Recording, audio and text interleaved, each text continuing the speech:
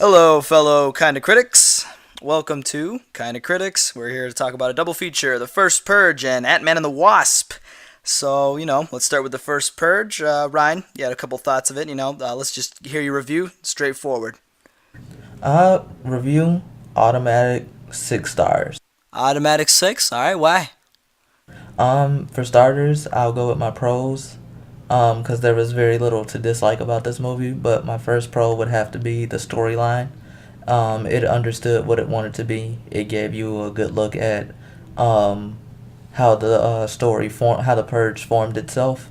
So, yeah, that's my first pro, which is the storyline. Second pro, I would have to go with soundtrack. I like how they didn't keep um, too much of the Purge playlist, but they did a little bit of it, and they went with an older song, which was "Whip It" by Daz Band. So I thought that was kind of cool. And then my last pro, I would have to go with costume. I think they did an excellent job on the costumes, hair, and makeup as well. Now, I'm guessing since you gave it 6 stars, you don't have any cons, or what did you not like about this movie? Um, like I said, there was very little to dislike about it. But if I had to pick one thing that I didn't like, it would be the use of certain characters that were completely unnecessary. And give me an example. And when I say that, I mean the convenience store owners. I think they could have been left out. What was that? You know, I just feel like they just had an unnecessary saying. Like, Convenience stores obviously, need to eat too, Ryan. no, of course. But I just feel as though like they could have definitely been left out, or they could have just got killed. That would have just made it a lot better. That's the strangest thing I've ever heard as a con. You actually wanted someone to die, but thank God you're not bringing race into this. All right. Anything else you want to add, or are you good? Nope, that's it. All right. Well, for me, The First Purge, it has a strong story that is complemented with very captivating characters. Now, albeit there's not a lot to these characters, Yelan Noah is Dimitri. He plays a classic drug criminal kingpin who believes he's doing well for his community despite his doubts, who is played really well by Noel. He did a great job. Not to mention Nia, who was the rebellious, a young adult who wants to fight against the purge. That could have been an obvious, annoying character that talks about like, oh, the purge is bad, the purge is bad. But the way she interpreted it and the way the acting was from Lex Scott Davis was amazing. And then we have other characters like the little brother who's trying to be a drug peddler. Joyvan Wade, he's as Isaiah, fantastic.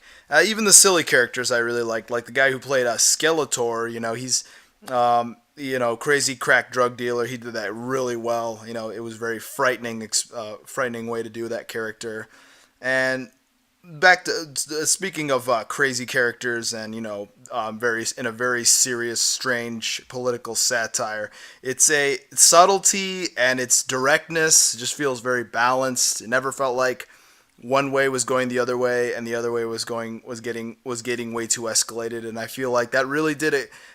Really bring that kind of exploitation movie that I feel like a lot of people don't ask for anymore, and for good reasons. We have so much, political uprisings all over the internet, especially when it comes to movies, and agendas and whatnot. But I think this was a fantastic exploitation movie, and I hope we get more of those, in the next coming years. The action's still pretty good, actually. It really does hold up well, especially towards the end. I think Anarchy definitely still takes a run for its money with its gunplay and its action, especially when they did it in the very, very well shot. This movie, a little shoddy in the production, but I thought it was pretty good. And but cheesy dialogue is still cheesy. I think a lot of the script is taking from Purge from the from the Purge one, not First Purge, to Purge one, all the way to Purge election year. They got to have these lines where they try to make you laugh, and sometimes it doesn't work, and sometimes it feels awkward. Sometimes I feel like they're too obvious about what they're trying to say, and yeah, it could be a bit annoying. But other than that, it was also a couple of predictable beats. You could tell exactly what was going to happen. There's a couple of plot conveniences that kind of bothered me. Like if you're in an abandoned warehouse during a purge, and there's and you're outside, wouldn't it be more dangerous to be outside rather than inside a warehouse, especially if there was a bunch of killers in the warehouse? There's not a lot of killers in this movie, and for as dangerous as the Purge is, our main characters seem to be very okay. They dealt with a couple of butchers, but that's it. But I guess they had to keep the story going, and I thought it pretty well. So I'm gonna give this a 5 out of 6. It's a great inclusion into the Purge franchise, and I can't wait for them to make more. I really do enjoy these kind of movies. They're fun. They're grotesque, they're exploitative, and they bring a lot of good conversation. I didn't like how the story didn't connect with the other ones. Like, to be Oh honest with you, yeah, maybe it's just me, but I honestly feel like the little brother should have died too, because the way the other, I think it would have had more yeah, purpose. It would have had more most definitely would purpose. have had more purpose. But the way the other ones There was are, not a lot of the way the stakes. other ones Yeah, are set up, yeah, he's not in them. yeah, So obviously he was supposed to die in yeah. this one. No, no, I absolutely understand that. Okay, so let's cut down to the movie that we actually do want to talk about, because we did talk about the First Purge for at least 37 minutes on our last video, which you could check out. Put the link up there. So we're gonna talk about Ant Man and the Wasp. Boom. What did you think, Ryan? First impressions. Let me hear it. Oh my god, man! I went into the movie having low expectations. Extremely low Very low. expectations. Did you like the I, first I Ant Man? enjoyed the first Ant Man. I won't say I liked it. I enjoyed it. Like, it was a good picture. It knew what it Okay. wanted to do, obviously. Yeah. Yeah, it was short film. It was short and to the point. It was hmm very small with its What I ambitions. liked about this one, and obviously, you know what a stickler I am on making comedians superheroes. I hate it sometimes. Oh yeah, I think Marvel's been doing it since Tony Stark. Everyone has to be Tony Stark now. It's kind of annoying. Yeah. It's very annoying. But I will say this: Paul Rudd did a phenomenal job in Ant Man too. Oh yeah, he was. Was he Yeah, more likable? Would you say? yeah, absolutely. Yeah. I And feel I like don't he was more of know. a dad in this. Yeah, yeah. I think that's what I liked about it. It was almost like a buddy film without the other buddy, but the buddy was his daughter. So I thought that was kind of cute and fun. So like Paul Rudd understands Yeah. his role as an actor and probably as a father in real life. You almost like you It's almost like you want him to win all the time now.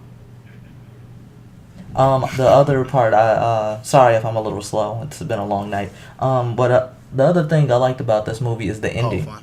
Oh my god, that last part right there, where he gets stuck in the quantum world, where he maximizes. Yes, yeah, definitely. Oh, spoilers, I'm spoilers. sorry, I couldn't help it. God damn it, Ryan. I know you're excited. You Yeah, wanted to yeah, talk like about that. You're like, I definitely wanted to to the talk point. about That it was because that was you look great. up and then Thanos has his hands in this movie. Like I was not expecting. I was definitely expecting something else. Yeah, yeah. So tell me more what you honestly liked about this movie. What really made this, elevated this? What made this from shrinking expectations to expanding? Ambitiousness. What did you like about this movie? What other things did you like? Well, first of all, I don't know if that was a play on the movie, but congratulations, she did something good. I've been doing it since And the beginning. I got a list. Let's go. um, well, let me just say nothing bugged me about this movie. Ha, awesome. I got mine in there. But no, That was the best one you got, it right? was short. It was obvious. It was obvious. Hopefully, it doesn't get too under your skin. Yeah. Yeah. But yeah, No. Short. I will say Short to the this. I point. like the Good. Keep going. effects in this one. I thought the making things bigger and smaller every millisecond actually worked for the film. Obviously, that's his character. That's the superhero. That's the superpower he has. But I like how everybody else has access to it as well. I think that's pretty cool. Yeah. So Ant Man is almost like the Caucasian Black Panther. Everybody Yeah. has access to his power. If you think about it. Nope. Yeah. Except he doesn't have And to then drink I purple also like Kool-Aid. the You fact that this just was a need to wear a continuation suit that film. makes you small. Like, you Yeah. obviously got the mother back. Like, I like how they didn't write her out of the film. Like, they obviously left room for her in the first one to obviously come back into this one. So I always like a good continuation film if you're gonna do it the right way. I also like how everything wasn't Oh obvious yeah. in your face, like, hey, this is gonna happen next. Hey, this is gonna happen next. Because when you just smear stuff like that in front of the fans' faces, then movies become annoying. But other than that, yeah. If there was like, let's see, I really don't have any cons, but I will point out a little bit of Yeah. the Ghost Girl. I think she could have been left out, even though she wasn't she wasn't really a deciding factor in this for me. Like, I didn't understand why they had her. I guess they just needed a bad guy. Which, if you're gonna need a bad guy in the movie, like, legit, just find somebody that can actually be a bad guy. She was just annoying at times, and then on top of that, they left her alive. So I really wasn't understanding that. Like, you have to obviously put the bad guy in jail, and she didn't go to jail. So that kind of part was stale on me. But other than that, that was a pretty decent movie. 5 out of 6 stars.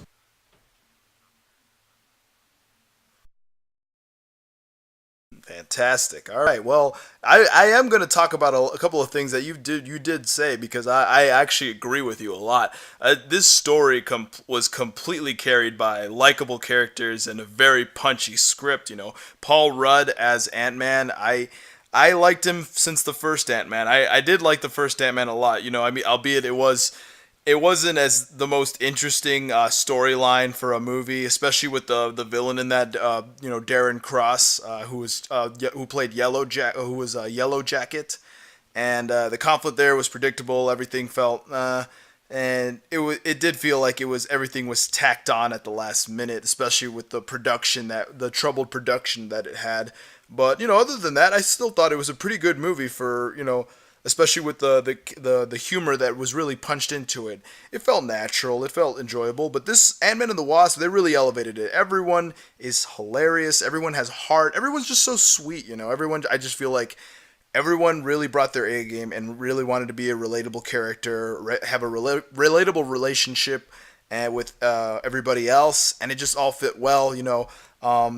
Evangeline Lilly and Paul Rudd, their chemistry is very cute. I can't wait for them to get together pretty soon, especially for the foreseeable future.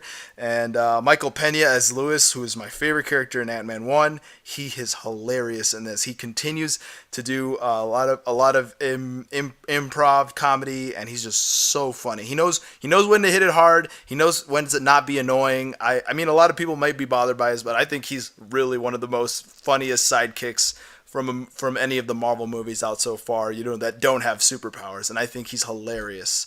And I even want to give points to what's his face, who plays Hank Pym. Michael Douglas. For a guy who really put a straight face on his role in the last movie. He felt like he had more energy. He was more sarcastic. He was more funny, but at the same time, he still brought up that dramatic, power. Especially when you bring in his wife, whom he thought he was dead, but actually was trapped in the quantum realm, who was played by Michelle Pfeiffer.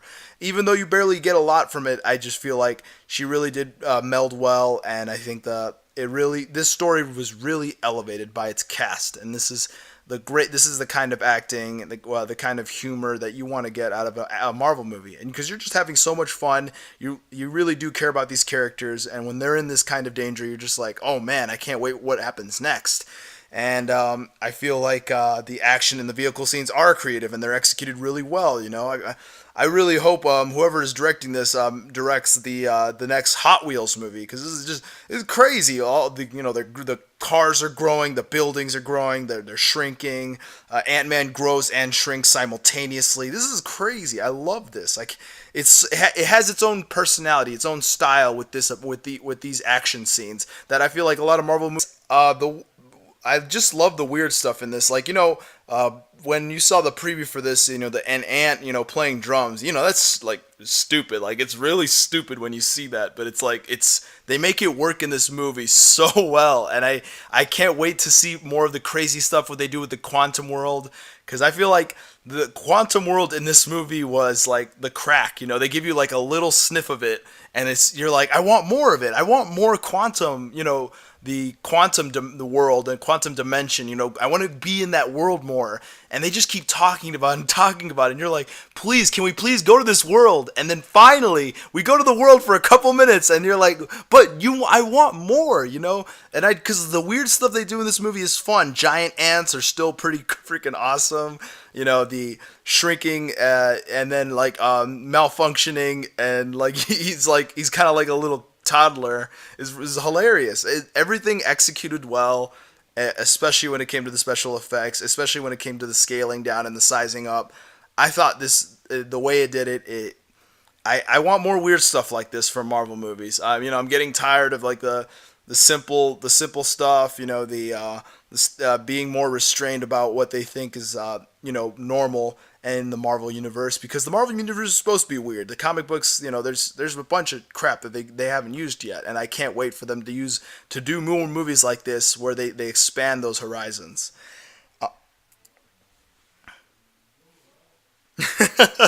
I'm tired of them messing up San Francisco. I'm tired of them messing up every and then there's like a giant light beam coming out of the sky. This movie didn't have that. But thanks for segueing me into this. This is where I kind of don't like some of the things that this movie decides to do, and that's the stakes feel a lot smaller, and no pun intended this time, especially with a predictable conflict. You are absolutely right. The person who plays Ghost, who is I guess the antagonist, or the person that just keeps bothering the sweet characters Ant Man and Paul Rudd and Evangeline Lilly, and it doesn't work. It doesn't work at all. What? I liked her power, and that's why I don't like the character. I like the power, I just don't like the character, because she's not engaging. You give her a British accent, you copy and paste Winter Soldier, and every other generic Marvel villain that's come out in the last decade of Marvel movies, and it's boring. It's so boring, and I'm glad they barely put her in the movie, because then once she shows up, it's kind of like, oh, she exists. But unfortunately, it does slow down the film a lot. And I'm not trying to say that what's the name of the character? They don't even have her in the main cast. What's her name? Ghost. Oh, okay. Hannah John Kamen. I've probably seen a movie with her. She's probably a good actress. This movie was just no. It wasn't. This was not her movie. I feel like maybe even I don't even think they tried to make her funny at all in this, and it kind of screws over her. And on top of that, one of the other and quote unquote antagonists, Lawrence Fishburne, as the Hank Pym's rival scientist who was fired during the projects that on the Pym particle. I thought he was boring too, and even though Lawrence Fishburne did his best with a couple of lines, it did not work. He did not work in this movie at all, and I think even then he became like this. He became Ghost's bitch at the end, and then you're just like, oh well, it doesn't really matter what happens to him, because he tried his best to help, but it's whatever. I mean, he did save her. Yeah, they did add that he saved her. And I guess that really showed his character a bit, but I just feel like this story could have done without maybe one or two villains. And the one villain that I think that definitely needed not be in this was Walter Goggins, who plays this Texan Southern accent. What is he? A sales weapons dealer who wants to steal Hank's technology? No. Last movie he was in that Tomb Raider movie, and he played a really he played an unhinged crazy man, and then he went into this movie, Southern accent, and did nothing with it. It was just so boring. He was just like a vaudeville act. He was just like, he was the one that had to deal with Michael Pena and all these other people, and he's just like, darn, they have you have guns. Just put a gun to his head and tell him and ask him, hey, where's Ant Man? And no, instead you relegate to this truth serum, which I thought was one of the weakest jokes that they had in the movie. But yeah, no, I thought him and his band of henchmen, His henchmen are like these cartoon characters. You got this Indian interrogator, and then this guy. I don't know if you noticed this, but the Russian guy who was driving the car, he kept having his necklace in his mouth. Did you notice? Yeah, I'm like, I wanted to know more about that than Walter Goggins' character, and I was just like, this is so lame. And not to mention I just feel like the conflict did feel superfluous because by the end of it, we all knew that they were going to come out on top, especially because they weren't that much of a threat. Um, and you really don't feel sorry for Ghost. You don't feel sorry for Lawrence Fishburne, and more importantly, you don't really care that I really didn't care that what happened to Walter Goggins' character has to be like this. And I feel like that's a shame, especially since all the new stuff that comes out is gonna have either a main character who is snarky and sarcastic and also funny, or B, a snarky, sarcastic, or funny sidekick, or C, everyone is snarky, sarcastic, and funny. And I feel like that really does boggle everything down, and it just becomes this excessive, repetitive, and it destroys any kind of dramatic tension. But other than that, I will give this a 5 out of 6. This was a great movie, especially for the summer. It really does energize the summer, and it's good to know that even after Infinity War, they can still make good Marvel movies, even if we are waiting yet till next year for the next one. So yeah, that was everything. But thank you everybody for listening in, and we hope to see you next week. Thank you.